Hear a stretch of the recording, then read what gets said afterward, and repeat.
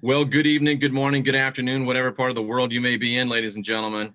And I'm Jeffrey Daugherty. This is the New Cosmic Knowledge Channel. And of course, this man needs no introduction anywhere in the civilized world. The man, the myth, the legend, the one and only Rex Bear. Rex, I know that you just moved to Colorado. I have a couple of questions. Yeah. Did grandma come? Are there still sandwiches? Are there still cookies? Okay. So grandma is on a year-long bingo cruise ship. So she's having the time of her life. I said, okay, grandma, it's time for you to take a cruise around the world. She's going to Antarctica. She's winning bingo tournaments and she's making cookies. Halo, but you got to get on the cruise. Oh my. So you are cookieless and sandwichless at this point. Something like that. But I do have lots of really cool artwork behind me in Southern Colorado. As you can see, I mean, just look at that. Look at that. I got to tell everybody again where that cool artwork comes from, Rex. Oh, hey, I've got a good friend, Brady Shalley, that actually makes all of this incredible magic behind me. She is just one of the most fascinating artists that I've ever met. She's a good friend of mine. Brady Shalley, Infinite Connections. Excellent, excellent. And so you're loving the new garage, it looks like. Yeah, I went from grandma's garage to I don't know, whose garage is this? I'm not really sure, but they don't mind me staying here. So excellent, excellent. Rex, everybody always sees the great content you put out. Everybody always sees all the many things that you talk about. But one thing that we don't really ever talk about too much is Rex Bear. And about 3 years ago, I had George Norrie on with me. And George is kind of the same way. Everybody hears George talk and hears George talk about things, but nobody really knows too much about George. Rex, how long have you been in this game, so to speak? It's not a game, it's very serious, but how long have you been in this? My whole life. I mean, your whole life. I was born asking questions. I was born in as a miniature Fox Mulder. I can remember experiences I had back when I was in my crib. I thought I was looking at life-size Star Wars figures. And I remember later in life, I asked my parents, did we have life-size Star Wars figures growing up? And they're like, what? What are you talking about? I'm like, well, I remember in our first house we lived in the crib, I remember looking at these life-size Star Wars figures. They look like the characters out of Return of the Jedi, and they were just staring at me, and I was just staring at them. So I guess if I go back in my mind, that was the first fringe experience that I can remember having. Now, hey, maybe it was just a very vivid dream that I remember from when I was about a year and a half old. I don't know. Could have been so swamp gas from Yellowstone. Are you toying with us, or did this really take place? No, it really did. I don't know how to explain it. I mean, there could have been somebody that broke into my parents' house when I was a year and a half old, and they put 3 Star Wars characters, life-size Star Wars characters in front of my crib that just stared at me for a couple hours. That makes logical sense, right? And then they picked them up and they left. But I don't know what it was, man. It was weird. Because if you go back to Return of the Jedi, right? The Return of the Jedi, where there are those 3, they were playing instruments, Jabba the Hutt scene. There's those 3 interesting looking beings playing instruments. That's kind of that's the memory that I have, kind of these things. They were just kind of sitting up at the crib. And I don't really remember them as grays or reptiles. Somebody said they could be mantis beings. I don't know what they were. They were definitely there. I remember seeing something, but I don't know. But that's the first memory that I have that's like, wow, that is interesting. But my whole life has been a trip. So you've had a number of what we would call paranormal or out of the normal experiences then, huh? Sure, absolutely. I mean, when I was about 27 approximately, I had my first out-of-body experience that I can remember. And I wasn't trying to have an out-of-body experience. I was going to sleep, popped out of my body. At that particular time in my life, I was, you could say very Christian. I prayed to Jesus every night, read through the Bible multiple times, New Testament multiple times, Revelation more than any book. But I pop out of my body as I'm falling asleep. And this was when I lived in the Northwest, and it just freaked me out because I pop out and I can see everything and I can see my body. And I'm just like, whoa. And so I got so scared that I went back into my body, and I woke up and I walked around a little bit, went to the bathroom, shook it off. And then I went back to sleep again, and I did it again.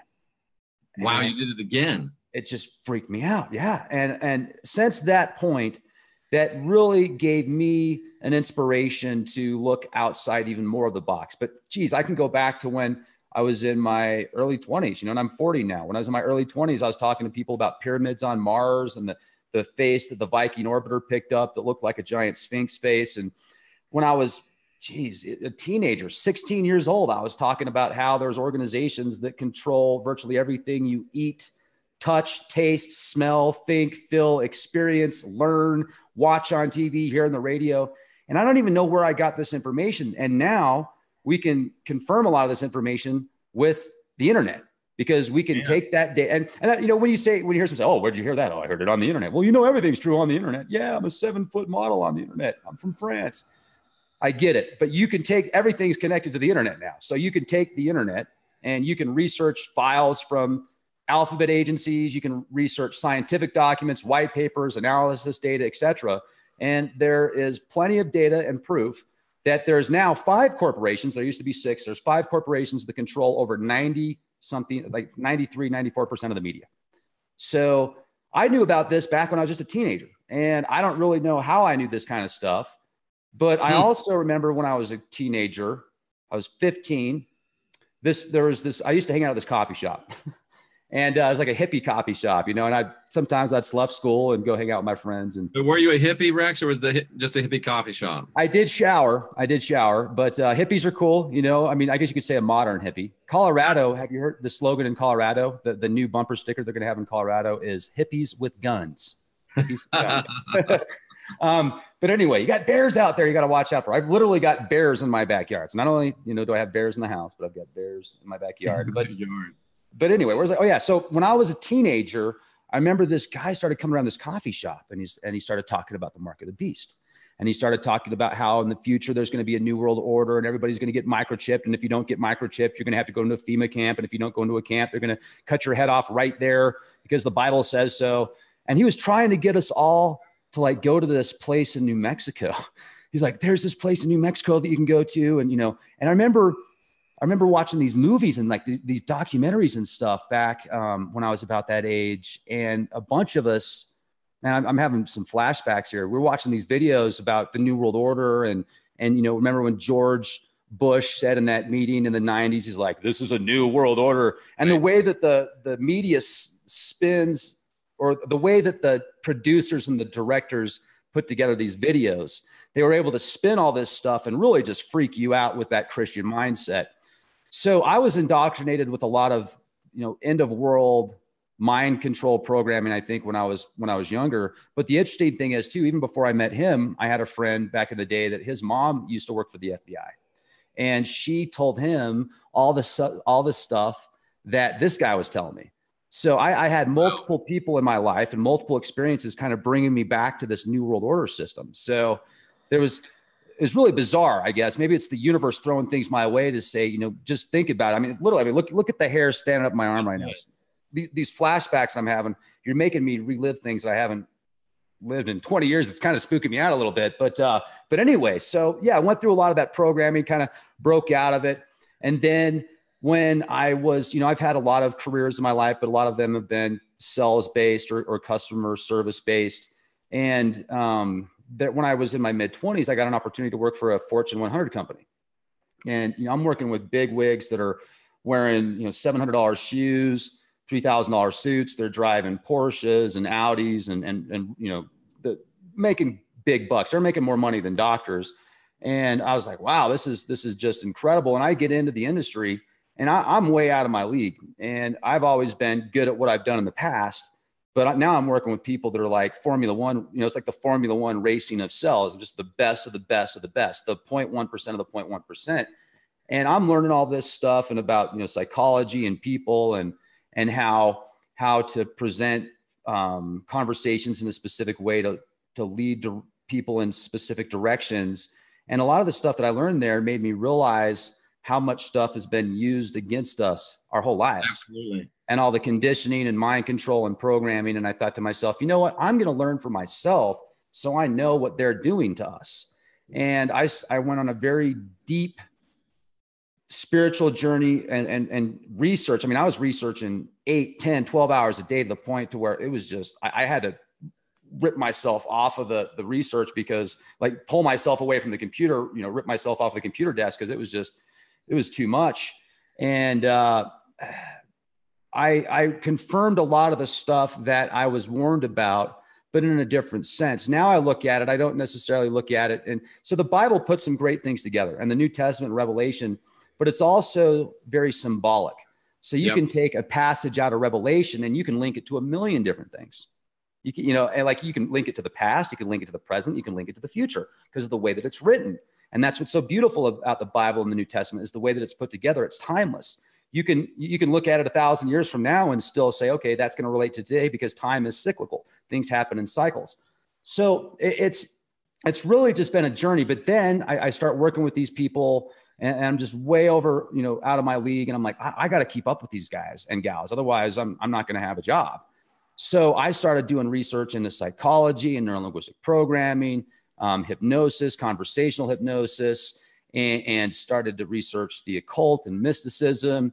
And I was able to just put all this information together and symbols. And then when I had that out of body experience, when I was in I think I was, like I said, about 27, and I lived in the Northwest, I had this out of body experience. I do it again. And then I start to research how to have an out of body experience. I start to research more occult. When I say occult, I just mean hidden knowledge, information that you're not going to find in the Bible or the New Testament. And my mind just expanded. And since then, I've really been able to break out of, I think one of the biggest conspiracies, Jeff, is the religion conspiracy. You have to believe these specific scriptures that have been written and retranslated and passed on from multiple generations, etc. You have to believe it as fact based upon what somebody's interpretation tells you. And you can talk to 100 pastors, you can talk to 100 bishops. They're all going to have 100, there's going to be 100 different opinions on God and heaven and hell. They're going to have a lot of the same similarities, but they're all going to be different. So I even look at, religion is like, you look at these pastors and these preachers, they're very good salespeople. And if they believe in their hearts what they're doing, then, hey, that's okay. If you're a good salesman, you better believe what you're selling, right? Absolutely. So I get it. And spirituality is much higher than just physical beings. So I respect that. I appreciate that. And if that gets you closer to God, that's awesome. And when I broke out of this paradigm, this mind control religion paradigm, it was very difficult for me, Jeff. I was lost for many years, and I'm still finding myself on a daily basis. But it was very difficult because this person, this deity that I had prayed to my whole life, then when I break out of this paradigm, it's like, well, wait a second, is that being even real? Is what I've been taught about this being even real? It's very sad. It's like you lose a part of, like something that's very important to you. And so it's been very difficult. It's been very dark. It's been very enlightening at the same time. I've had some experiences before where I felt like I was in hell, almost like I was stuck inside of I guess if you think of the archons, who are the archons? Who is the Yama? The Yama, the Lord of Death, the one that oversees the will of destinies and karma and life. For example, the Yama is right there. If you can see behind me, the Yama and the Will of Destiny. That's a modern version that Brady and I put together. She painted it. I came up with the concepts and the different parts. But I feel like I actually experienced the Yama consuming me once. And oh man, it was so scary, Jeff. I felt like I couldn't move. I couldn't do anything unless it allowed me to. And I'm in my room, I'm laying down, I'm by myself, it's dark. And then when I'm trying to go out of my body, but instead it's like I went inside of something. And when it happened, then there's other people around me and they're all laying down and like, we're all there. And we can only move when this thing lets us move. And it's like all of a sudden we're in like this stadium. And then if you've ever been in a stadium when you're allowed to do the wave and so when it was my turn, I could move. It was kind of like that concept. And then when I came out of it, it was like a Total Recall in the scene where Arnold Schwarzenegger he's dressed up as a girl to get through customs. So he's got this weird like robotic suit on. And one of the security guards comes up to him and he goes, "So did you bring in any fruit?" And he starts malfunctioning and he's like, 2 weeks. 2 weeks, 2 weeks. And then all of a sudden his face and his whole body just like opens up. It's like, it was like that when I came out. So I felt like I went into a place I wasn't supposed to go into.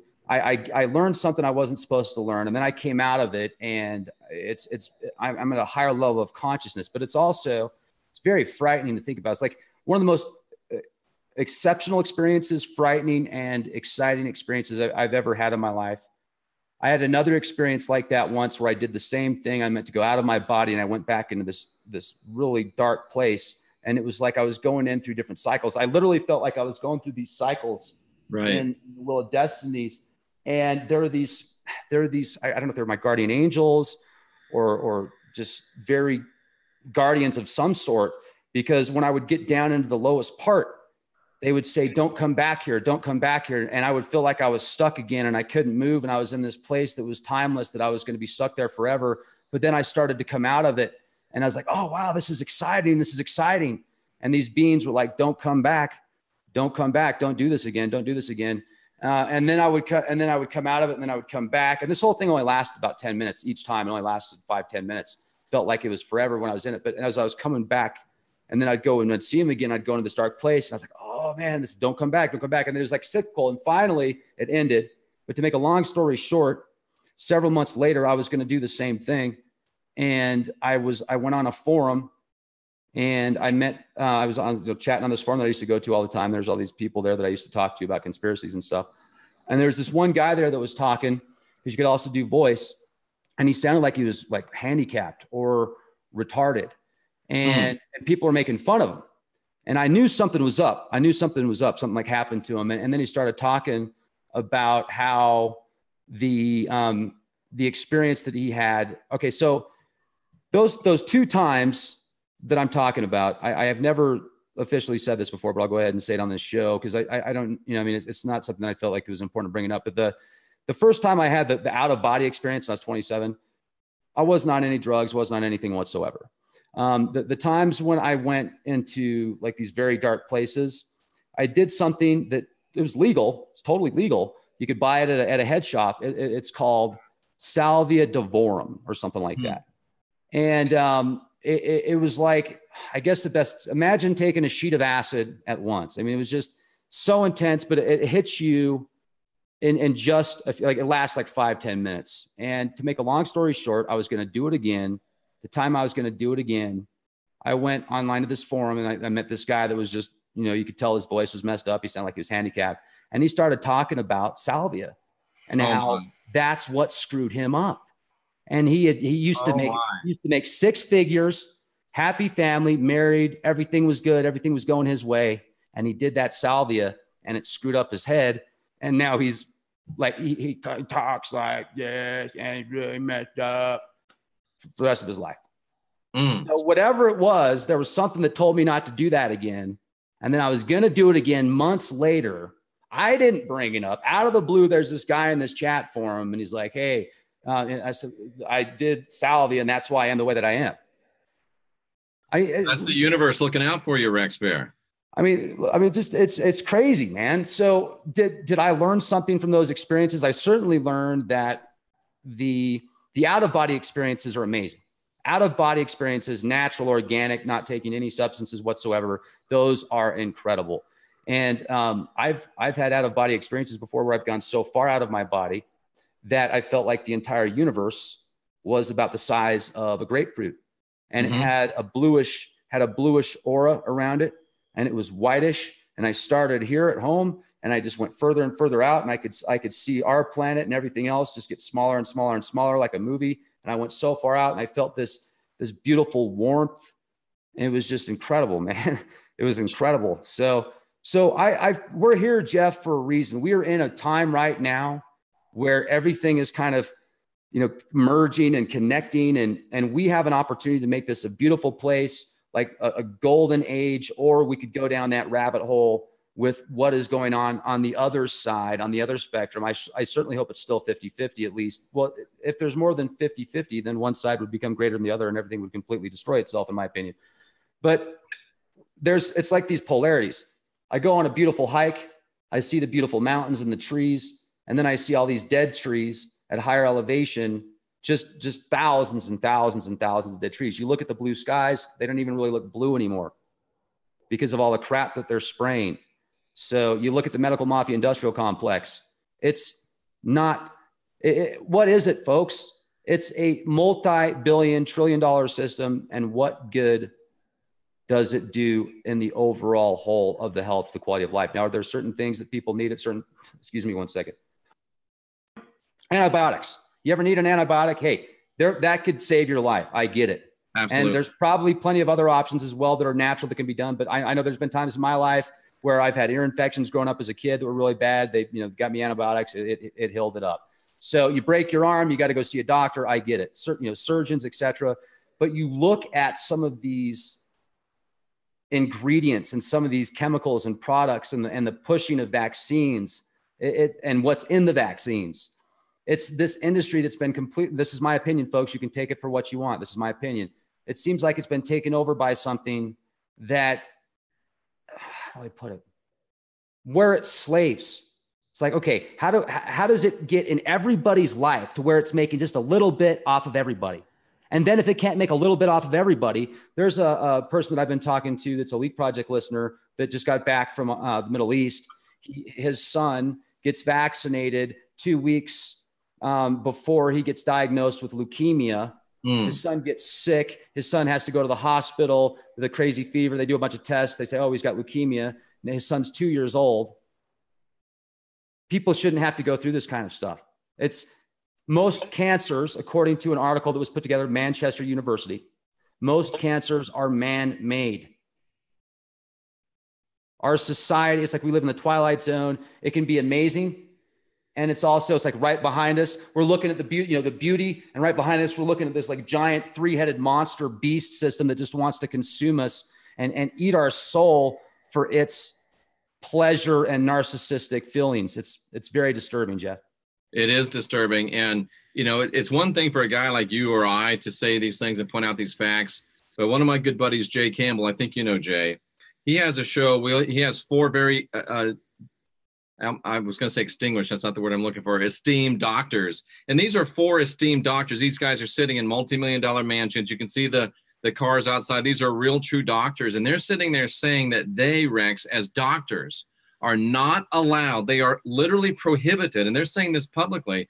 They're literally prohibited from helping people in preventive medicine. All the hospitals they work for want them to do is to prescribe drugs for people that they don't really need and to force people into surgery. As physicians, they are not allowed to try to help people with preventive medicine. It's not a medical system anymore. It's a sick care management system. And that's beyond the vaccines that they try to stick into all of us. This is how the thing actually functions on a day-to-day basis. They're not there to make us well anymore. They're there to produce profit. And the most profitable things are the drugs and the surgeries. And to hear doctors say this, Rex, it's staggering.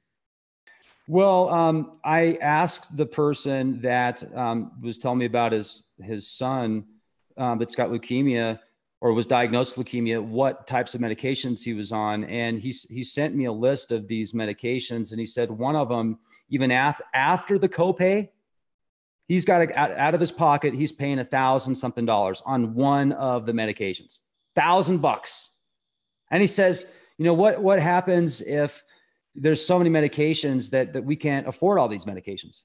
Then what does the hospital do? Do they say that we're not worthy of our son now, and they're going to have Child Protective Services come in and take him and fill him up with more drugs? It's just staggering, the things that we're facing. And Rex, I asked this question of George Norrie, and I think you're kind of in a similar position with the great big following you have and all the people you talk to. George gets bombarded every day with all of these stories and all of these things that are bad and all of these things that are scary. And you get the same thing. You get a lot of people sending you information. You get a lot of people asking to come on your show. And a lot of it is scary. A lot of it is not very fun. How do you keep yourself in a place where you're a happy-go-lucky guy, you're a positive guy? Sometimes you get serious because it's a very serious situation that you're in. But when you have all of this information coming at you and all of these things how do you manage it, Rex, and continue to keep yourself in a positive space and continue to try to be excellent to each other and make a difference in the world? How do you keep from getting overwhelmed? Yeah, that's a great question. I get a lot of people that give me a hard time for joking and not being serious all the time. And that's how I do it. I don't take everything so serious. Just because I'm from Sirius doesn't mean I am serious. Hello, ladies and gentlemen. Swamp Gas from Yellowstone. Yeah, I mean, it's like a ride, man. We're in a ride right now. And actually, it's an amusement park. We're in an amusement park. Which ride do we want to get on? And how long do we want to stay on that ride? So that's how I take it right now. I am learning as much as I can. I'm sharing as much knowledge as I can. And I feel like in my heart that one of my purposes here is to get information that is important, that is suppressed, or maybe just not, maybe it was suppressed at one point. Now people want to know about it, but because it was suppressed 100 years ago or 1,000 years ago or whatever, 50 years ago, 10 years ago, but times change. So do people. Maybe that information is important. And if I can find that information and bring it to you, bring it to everybody else that's listening to this podcast and Leak Project podcast, and they can tell their friends, their family, that is important to me. And I've always been that way. That's one thing that I was like even when I was just a little kid. And when I was working for that Fortune 100 company for many years, I was talking about the same stuff during my lunch break. I'm in literally the lunch break, lunchroom. There's 10, sometimes 15 people, sometimes 8 people in there, sometimes less, sometimes more, whatever. I'm talking about the same stuff. And then when I'm waiting for, for the next client or customer to come in, I'm talking to my coworkers about the same stuff. One time I even, one of the district managers said, "Can you please cut down on the conspiracy talk? You're freaking people out." One time, I didn't even mean to. One time, there's a guy that worked there. See, one of the cool things about this job that I used to have, career, whatever you want to call it, swamp gas career, whatever. This was great because I was working with people that were very, we're talking people from that used to deal with nuclear codes and underground bases to people that are actors, to people that are in the entertainment industry, to people that have their own businesses. They want to try this industry and see how they can do, because you can make a lot of money in that industry. Like I said, they're some of the guys I was working with and gals were making more money than doctors without Absolutely. a college education. And I ended up taking a position with the company that was not the same, but it was a lot more laid back, where I could actually do more research and talk about what I talk about and just kind of let them do a lot of the work. I didn't get paid nearly as much as they did, but I was a lot more just kind of relaxed and, not all intense and high pressure. Cause I hate high pressure, man. I hate high pressure. And some of those guys were they're sharks. Yeah. And so I learned the techniques. Well, you know what I used to do. We'll keep that. Absolutely. We'll keep it under our hats. Yeah. So anyway, I mean, it was a sales job, folks. It was, it wasn't anything bad or anything like that. It was selling vacations, but anyway, there were certain people in that industry that were just sharks. And I had a position to where I could just talk to people for literally 5-10 minutes. And if they're interested, great. And if not, hey, have a fantastic day. So, but anyway, it was really, I was doing the same thing. And I don't even know where I was going with this, but I've always been doing this. I feel passionate about it. If I wasn't doing it at Leak Project, I'd be doing it somewhere else. I was offered, I might have a new opportunity here pretty soon to take this even more mainstream. And the guy asked me, he said, "Well, so what's your story?" He says, you have no broadcasting experience. You don't have any history with entertainment. And I was like, "Not really." I said, this is who I am. So, anyway, it's fun, man. It's fun. Just remember, if you're in a position where you're like, "Wow, this is a scary ride," maybe you can get off the ride, and there's plenty of other rides to take. Use your mind, use discernment. The mind is mightier than the pen. The pen is mightier than the sword. And right now, Jeff, we're in a place where, like, you think it happens. Absolutely. And be careful, folks, because the more you think about something, the more likely you are to see something along that lines, whether or not it's exactly what you're thinking or side effects of what you're thinking. Jeff, tell me if you've had this happen to you. I'm sure you've had it happen to you many times in the past, but I've noticed for the past year, especially, I will be thinking about somebody that I haven't seen in a long time, whether it's a year or 10 years or even, a month or something like that, or a while. And I'll be thinking about them. And for just the most, like this, within hours, they will contact me via email, via comment on the YouTube channel, via giving me a call, sending me something in the mail. It's just very interesting. So I start thinking about people, and it's almost like you're communicating with people now to a point of, you've got to be real careful who you think about, because you might just call them up. That's true, Rex. And I think when you're normal, people do that too, just regular people, people doing that aren't even really on this path. But as we get on this path, And as we begin to, become people that start doing meditation, and we begin to become people that start, understanding and seeing behind the curtain, we begin to understand that, we are divine, we're sovereign, we're free, we are creators. And the more we know about it, we really need to take a lot more responsibility, because if you want something to happen, just start thinking about it. And we have to understand that we're always creating. If we think of negative things, we're going to create negative things in our life. If we're thinking of positive things, we're going to create positive things in our life. And if you are looking for something, you will find it and you will make it. So I think it's a wonderful opportunity for us in one way to be able to manifest good and positive and be excellent to each other type of things in our lives. But we also have to, with any great power comes a great responsibility. We've got a great power now, especially as we learn more about the power of the mind and more about the power of the spirit, that we can learn how to manifest and create great things in our lives and great things for this world. And that's why I'm so, the last few months, of course, I've been on this ride, this particular journey, so it's more real to me. I really think that the universe, the gods, the Elohim, whatever you want to say, want us to find people that we can link up with divinely. And because two people are even more powerful, creative than one person is. And we can have a great opportunity to do this, but also a great responsibility, because if you're thinking about bad stuff or manifesting bad stuff or things that you think are bad, they're going to happen too. And it really becomes a responsibility. And it's nice to have people like you and Wayne and all of our other friends talking about this and allowing us to come to a place where we can understand what's going on. And Rex, no matter what we do, however long we do it, it's things like this that keep us going. Gravity Storm Deborah says, I would not be where I'm at today without Jeff and Rex on this journey. How does that make you feel, Rex Bear?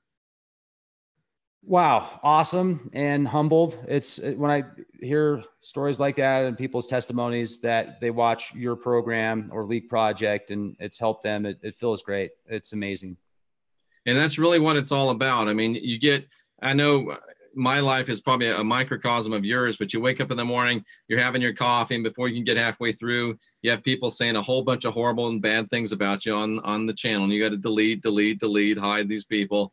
And then you get 5 or 6 of these people that talk about how it's life-changing and how they've got hope and how they've got inspiration and how, I'm so glad that I found you. And then I went to Rex, then I went to Wayne, then I went to Heidi, then I went to Jenny, and then I went to Sandra. And it just becomes, it's so nice to see that there really are a lot of bad stuff going on, no doubt about it. A lot of bad people out there, but there's really some good, fine people out in the world today. And Rex, I'm still feeling optimistic about it, because I really think there's still a lot of us out there that care. And there's a lot of us out there that aren't ready to, cut somebody's throat for a loaf of bread. And as bad as it's going to get, I still have this sense in me, the sense of optimism. Do you think I'm Pollyannic, Rex, or do you really think that we can turn this thing around? Well, we have to. We have to. We have no choice. Our future generations, if they even are going to have a chance, we have to start right now. I can show you pictures of miles and miles and miles and miles of devastated forests. I can show you pictures from other people that they've sent me from their necks of the wood, all the way up into British Columbia, Alaska, Arizona, New Mexico, Utah, here in Colorado, where there's just forests that are devastated. And then you've got the fracking fields, which smell like remember the fart bombs that you could, like you literally put off in a building and it would stink for hours. It's like one of those meets steroids and the Dirty Clown McDonald's breakfast sandwich in the morning after it's been consumed. It's like that. Well, they've got entire townships now that are getting consumed by these enormous sinkholes. You've got deforestation at an alarming rate. Not only are we cutting down the forest, but then you've got forests that are dying from beetle kill. And it's interesting how at 10,000 feet elevation, it starts really bad, that below that 10,000 feet, the beetles don't really care about it then. It's really bizarre how that works. But anyway, I'm a conspiracy theorist.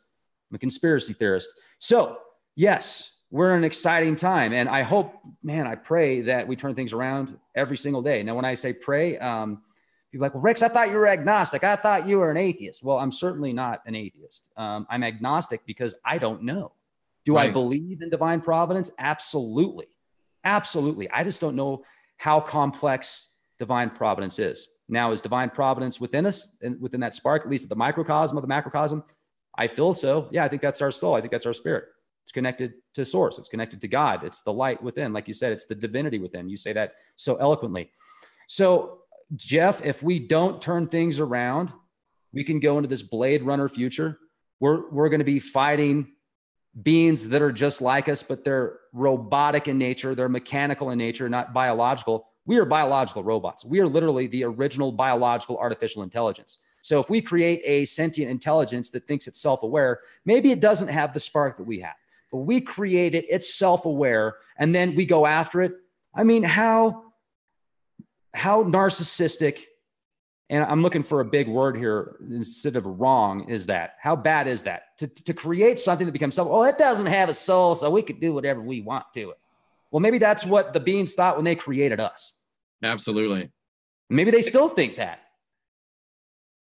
Maybe they do. It's a very interesting subject to ponder, that's for sure. Rex, how long ago did you start the Leak Project? About 3 years ago. About 3 years ago. Mm-hmm. And what gave you the idea to do that? Okay, so I started really blogging heavily back in 2008, 2009, 2010, 2011. And then a lot of people, after I would leave these blog posts, a lot of people say, hey, man, you should start your own website. You know, and I said, okay, I thought about it a little bit. But then I started doing some, I was just helping this roundtable do interviews on a conspiracy forum for, I did that for about a year or so, year and a half. And it was, I really enjoyed it, and then stopped doing that, and then went back working with my other career full time. And then, I don't know, just about a year or so later, a couple years later, I thought to myself, you know, I'm listening to these interviews anyway. I'm listening to George Norrie. I'm listening to Art Bell. I'm listening to John B. Wells. I'm listening to Mel Fabregas I'm listening to all these people anyway, do all these interviews. And I think I can do just as good of a job. And there's questions that I would like to ask. So I'm going to start doing the interviews myself. And in the past, I was good at it. So I said, hey, I'm going to give it a shot. So I started doing YouTube videos, and I was doing just like one a week, a couple a week. And I thought, I'm just going to, keep it maybe a couple a week. But then I talked to somebody that said, you should really just start doing as many videos as you want. Start doing 4 or 5 a day, do 10 a day if you want. I thought to myself, why not? If I used to leave that many blogs about the same kind of things, oftentimes talking about nanoparticulates, chemtrails, talking about the difference, the shadow factions that control the scenes, right. The dungeon masters. I used to call them the dungeon masters. And I used to call those nanoparticulates nano gremlins. So, I was talking about this stuff 8 years ago, man. I'm sure you were too. So anyway, that's just, I thought, you know what, I'm just going to keep doing it, keep plugging away. And people seem to enjoy the content. I think it's a lot of times they don't have the time and the resources to do the research, because unfortunately they have to deal with everything else. And at that time, that's what I was doing anyway, so I'm just going to keep doing what I'm doing, and I'm going to see if I can do it all the time. And it's interesting because my father-in-law passed a few years ago. Sorry to hear that. And when he passed, a couple of days before he passed, I ended up getting in an argument with my boss at my job because he was being a complete jerk. And I called him virtually every name in the book. It felt so good. It was building up, because this is the kind of guy that he even told me one time, he doesn't have emotions. He doesn't have much of a conscience. He told me that. He told me he didn't have a conscience. And he is a compulsive liar. And I just saw right through it. So I never liked the guy at all. And hey, God bless you. I just don't like you. It's okay. Yeah. Somebody does. But anyway, so this guy, my father-in-law is dying, and he's being a total jerk to me. So I said, see ya. A lot more words than that, but I said, I'm out of here. After I quit, and I was nervous, but I just said, hey, this gives me more time to do what I think I'm here to do. And that's to help people wake up, to bring people together, to unite, not divide. I'm trying to get out of politics as much as possible. Yeah, I talk about it a little bit, and it's cool. I understand it has its place, but I'm about bringing people together, not separating people, because we're all in this together. We're all in this together, and we need to work together, Jeff. We do. We do. And speaking of that, do you remember how long ago it was that we met?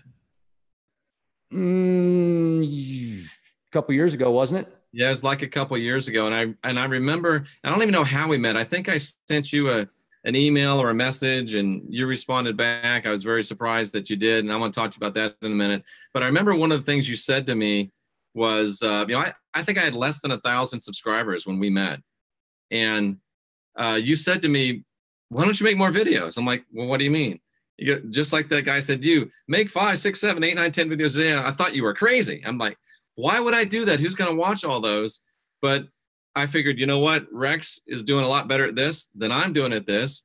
So I started making a lot of videos, and within, a couple of years, we've done real well. We're not where you are yet, but that's okay. We've done real well. And I wanted to ask you that, Rex. I mean, here's a guy with less than 1,000 subscribers writing you, sending you a message. I don't know what I did, but it's not just me.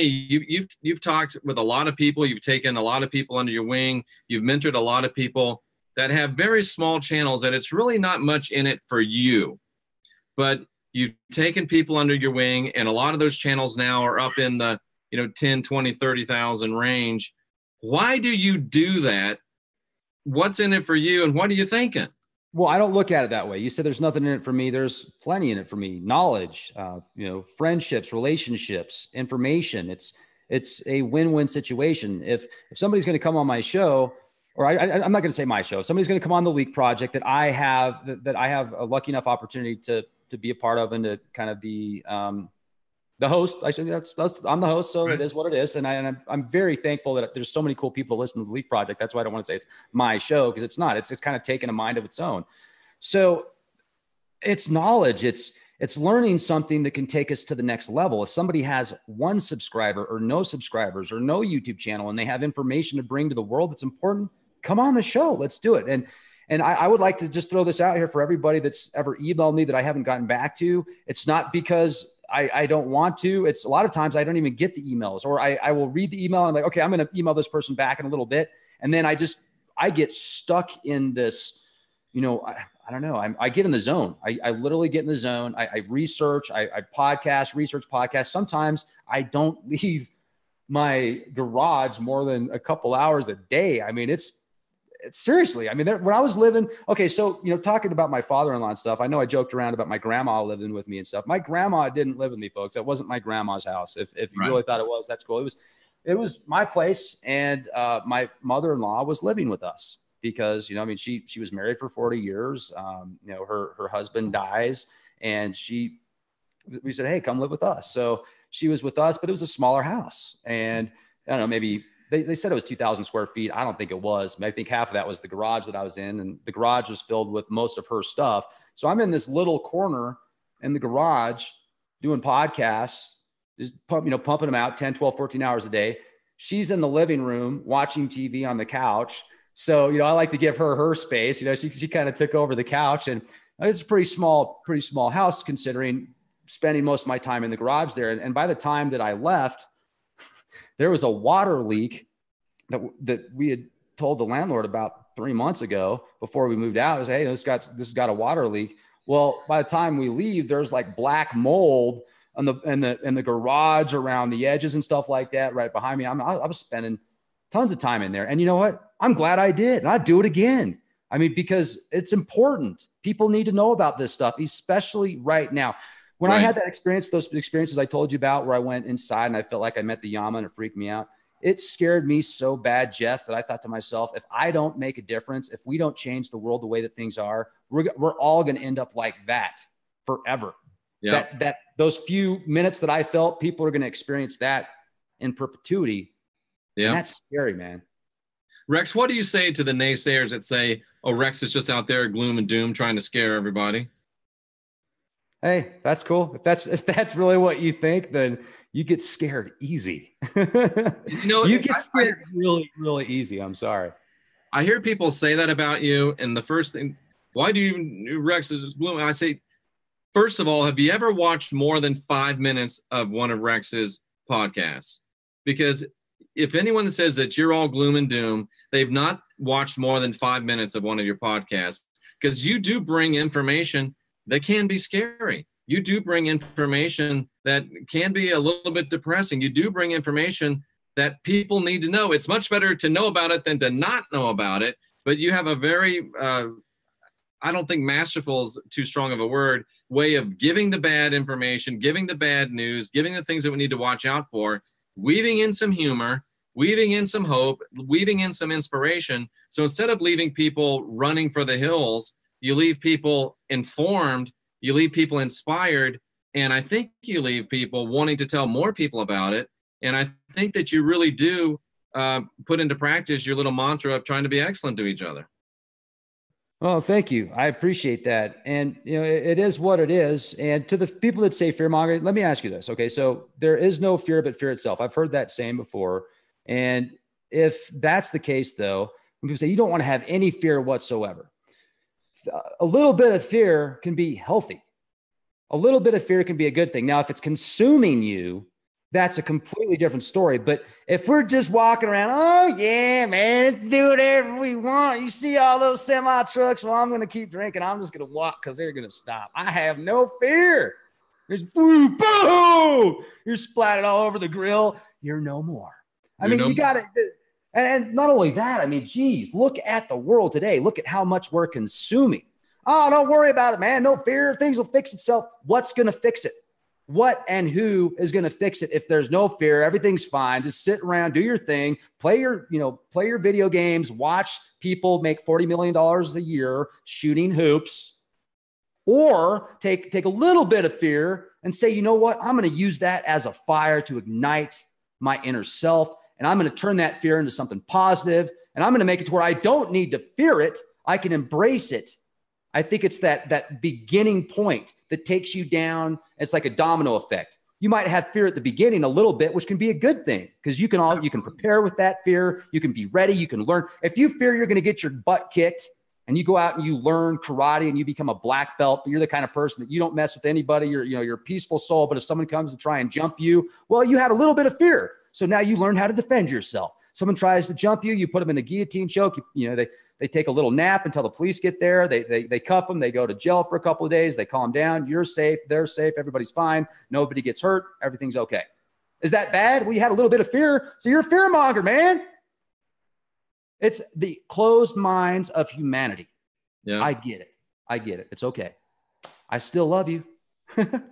Rex, if you just walked about a mile and that mile down the road, you saw that the bridge was out, and you're walking you've come about a mile and you see cars coming down the road and you're flagging them down saying, hey, stop. The bridge is out. You're going to go over. You're going to die. That's not a bad thing. That's helping people. But you'd still be called a conspiracy theorist. You'd still have people that wouldn't believe you, and you'd still have people that would drive us. Oh, we got nothing to worry about, man. No fear. No fear. Yep, no fear. Rex, you and I went to jail together.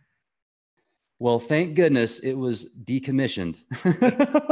Because, man, I'll tell you, I'd be a lot more. Anyway, I had a blast there, man. That was so cool. I had a great experience there. And I had a horrible one. But see, you were like in a position where you were fasting, you hadn't eaten for a long time. So your body was picking up all sorts of energies that the particles that these foods that we consume kind of block. So you were like, and remember when you were talking about that thing that ran in between your legs and went past you? Yes. And then we're talking to, we're outside. We're walking down this sidewalk. Say it. Tell about it. We were down. Rex and I were outside. We're walking down the sidewalk, and I saw this thing go between my legs. It was like a black mass, and it was on its front. And as it went between my legs when I was walking, it rolled up and kind of took off. And I literally jumped, Rex. I jumped out of the way. And I don't know if Rex thought I was crazy at that point or not, but I really saw it. And then we got inside the prison. Rex, you take it from there. And I've got photographic evidence of this, and you can take this image for what you want. But I would say 8 out of 10 people that saw the picture said, man, looks like a ghost looking at your crotch. Because it was exactly upside down. As I described it. And inside, there's a picture of it between Rex's legs doing the same thing that it did to me.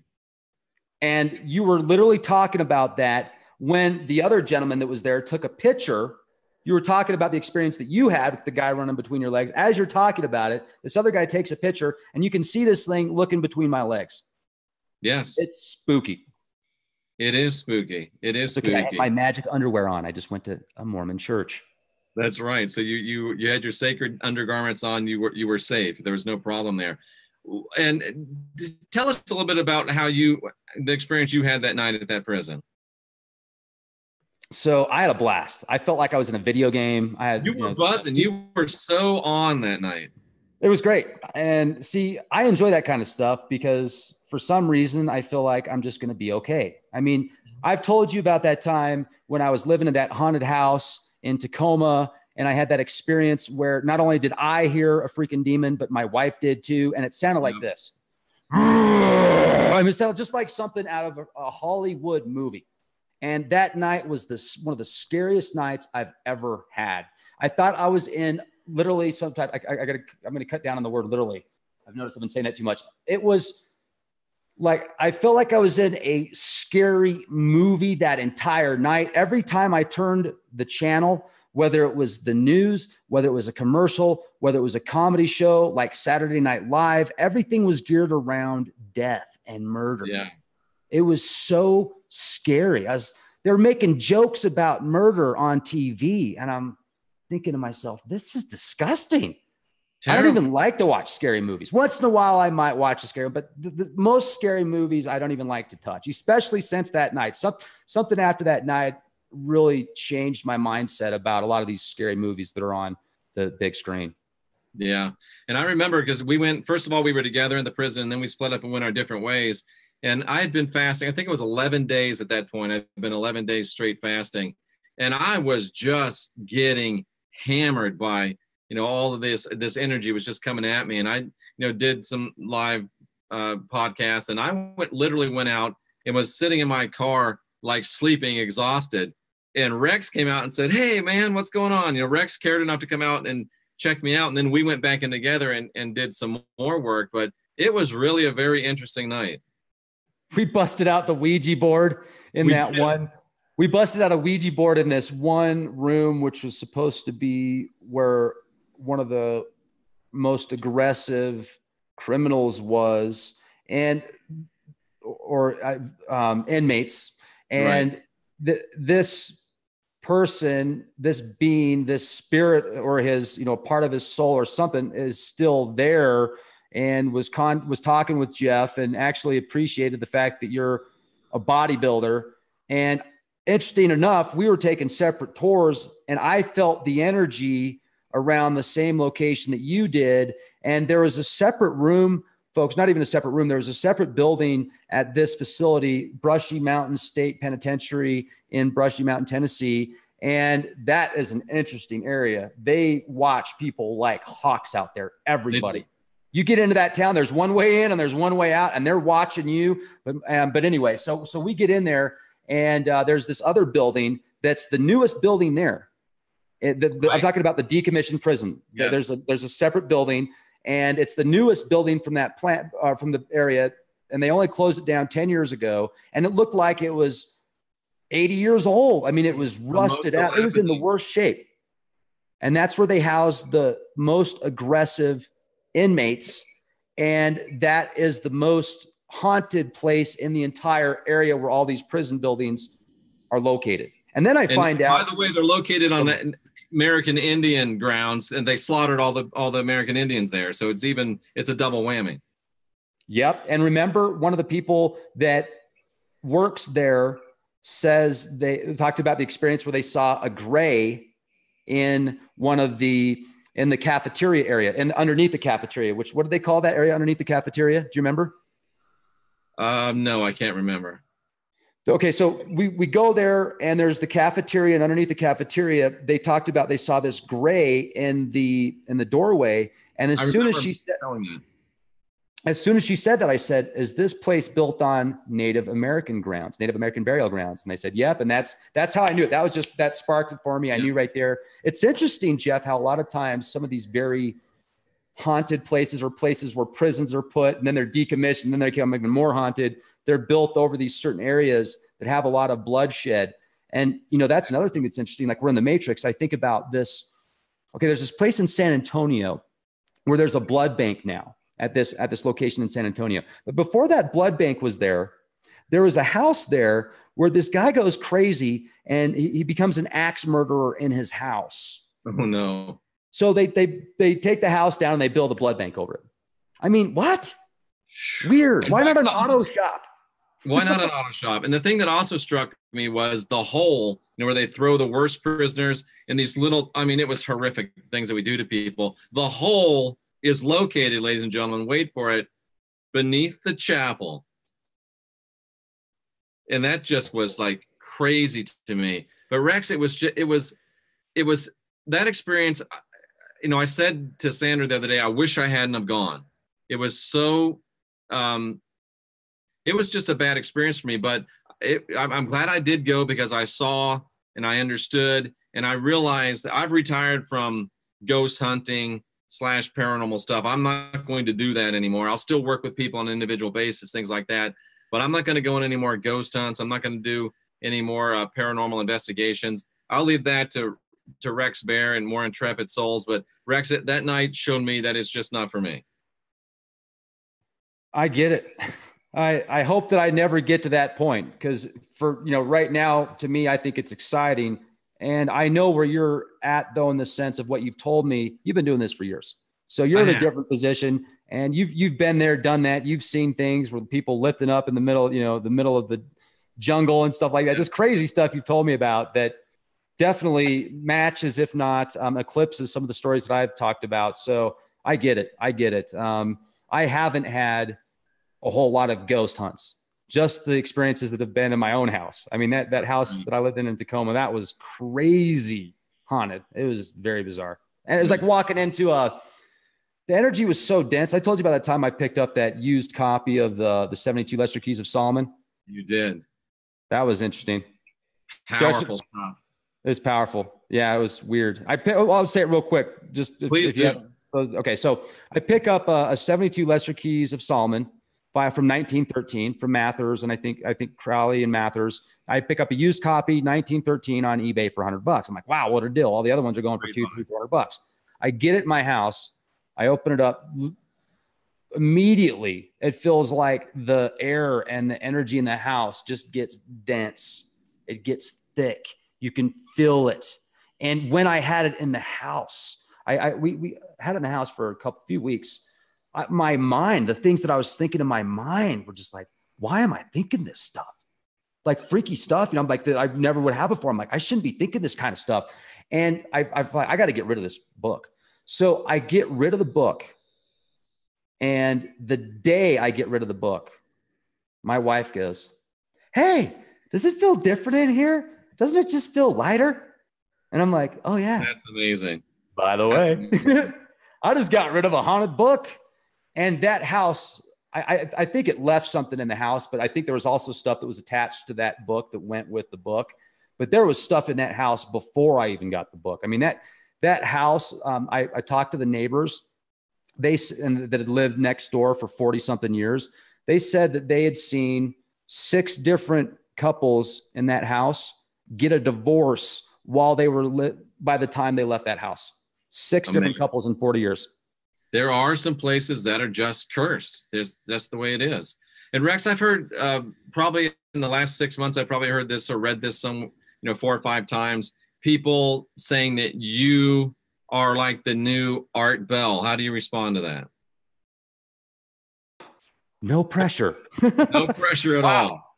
What a compliment. I mean, that's one of the nicest compliments you could give me. And Art Bell, bless his heart, bless his soul, passed on Friday the 13th at the age of 72. They said that he had a drug overdose. I mean, I don't know if that's the official story. I don't know what happened there. I didn't know that he was even, I didn't know he did drugs. But Art Bell, what a pioneer, what an incredible person. And I think that is just so cool that he changed the world as much as he did out of his own house. You know, I met the neighbors out here, and wonderful people. They moved here from San Diego. Very nice. And they were talking about just all the neighbors and stuff in the area. Like, oh, you need a good mechanic? Go to John. Oh, if the guy up the street. So the guy up the street from me, is a retired CIA. He's like 92 years old. And I said, I'll bet you get some good stories from him. They're like, yeah, we drink beers with him once in a while. He'll start talking about something, then he'll forget mid-sentence and he gets all upset. But then at the very end, so they were talking about the weather and the snowpack and how there's been a lot less snow and the weather's been really weird. And as he's talking about this, I'm wanting to talk about the chemtrails, the stratospheric aerosol injections. I'm wanting to say, do you ever look up at the skies and see that it ain't real clouds anymore? So you're not in Kansas or Colorado, but I didn't, and finally at the end, when we're done talking, I finally said it. And I'm like, yeah, it's all that weather modification. That's all the stratospheric aerosol injections. And he goes, what? I go, it's all the chemtrails. Huh? I go, see, that's why that's why I don't really want people to know what I do here in this small town, because they don't know what I'm talking about anyway. Right. but then he goes, because he kept trying to get, what do you do? What do you do? What do you do for work? But then at the very end, he says, yeah, I'm a fan of Art Bell. Oh, I told him what I did. I said, I'm kind of like, I do podcasts similar to Art Bell. I said something like that. He goes, oh yeah, I love Art Bell. I used to listen to Art Bell. Me and my wife used to listen to Art Bell all the time. So even people that don't know what chemtrails are know who Art Bell is. So that's awesome. Yeah, that is. Personally, having listened to Art and listened to George Norrie, I would say you're more of a cross between the two, because Art style was, he had more of an agenda. He'd have guests on, but Art wanted to put out what his agenda was and what his thoughts were a lot too. George is on the other end of the spectrum. He just wants the guests to bring out what they believe. And you're kind of a mix between the two. You're a lot like George. When your guests come on, you just want them to tell their story and share their information. But then you're a little bit like Art too, because you bring in some things that you want to present too. So I think you've got a real good mixture and a real good blend between two of the great broadcasters, not only in paranormal and alternative information history, but in plain old radio broadcasting history as a whole. Well, thanks, Jeff. I actually paid you to say that. So that's a disclaimer, ladies and gentlemen. And I hope the check doesn't bounce. Me too. It might. Rex, if people want to learn more about the Leak Project, more about Rex Bear, where do they go? What do they do? Leakproject.com is the best way to get access to all the podcasts, because I think there's about 200 exclusive shows, over 1,900 podcasts, leakproject.com. You can also go, there's a lot of people that will leave pages of information in the comment section. So I'd really like to see the forums pick up there. I've got a really cool forums section, the Leak Project. It's leakproject.com/forums. So feel free. You can sign up for free. You can, if it's constructive, if it's, I don't want any, if it's anything that's not appropriate, I'm just going to delete it. But I think that most people listen to your program, most people listen to Leak Project, they know what's constructive. They know what to do. There's always a few trolls out there, but also, go to Leak Project, get access to the exclusive content. You can download the podcast. They're streamable. They're ad free. If you want to spend $10 a month, or if you want to, drop $50 for the whole year, you'll get access to all the shows for the whole year. You can do it monthly for $10, and you can download all the shows also. And the caps, there's a lot of people asking about these caps. You're wearing an MK1, or is that an MK2? Oh, that's an MK. That's an MK1, I think. Yeah, you've got the MK1, which is the full tinfoil carbon fiber logo with the sigil that's got the protective hand and the eye that sees through the veil of deceit. And it's also got a 5G shielding. It's got a fabric liner that helps block up to 30 gigahertz. To 30. So you need to get one of these things, or not, but it's always fun to have a tinfoil hat. They're handmade in the United Kingdom. And these new ones this is a reflective color, like this will reflect in the dark. So you can see this a little bit in the dark, it'll light up. And the liners are so cool, because the liners will actually block up to 30 gigahertz, which is in the 5G spectrum. So I think that's really cool. So not only do they look cool, but there's also function with them. And you can go to the YouTube channel, youtube.com/clandestine Time Lord. Also, I've got a podcast show coming up, exclusive. It's going to be available via like iTunes and a bunch of other platforms. So I shouldn't say exclusive. I was looking for a different word there. They're going to be 1 hour shows. It's going to be 3 days a week, and they're going to be available iTunes and other platforms as well. So that's starting like next week. And youtube.com/clandestine Time Lord. Excellent. Sounds like there's a lot of exciting stuff going on. And Rex, I've taken, I like to say I'm the second hardest working man on YouTube. Rex Bear is the first hardest working man. And I just went over 1,500 videos, Rex. So I'm taking your advice. We're cranking them out as we can. Nice. I mean, that's awesome. Think about that. You've got 1,500 gems with knowledge and information that are timeless. People they can watch them. They can go to, I mean, first of all, you've got a really cool YouTube channel. And I like your approach to, looking at things in a more of a positive light. Not like we're born sinners. We're going to go to hell. But you take the Bible and you look at it as, hey, you know what? We have divinity within. We can choose. Our good deeds do make a difference, and our Christ consciousness is within. So I think that's awesome.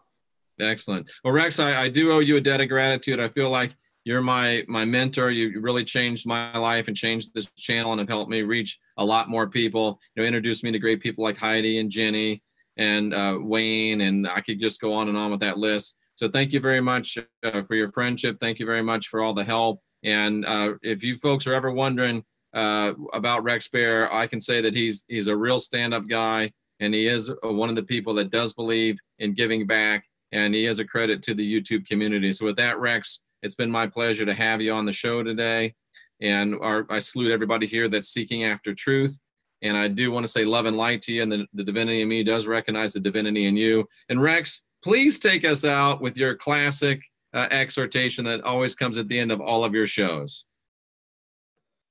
Act, act, act, act, act, act, act, act. We come in peace. We come in peace. Harp on. And be. Oh. See, I just got 5G'd. Ladies and gentlemen, be the change you want to see. And be excellent to each other, right? Bill and Ted. We're like Bill and Ted, man. That's absolutely. For Rex Bear, I'm We're Jeffrey Bill and Daugherty. Ted right here. Thanks for being with us. Rex, sit there for a minute if you would so I can say goodbye to you. Thanks to all of you folks. Love and light. We appreciate you very much.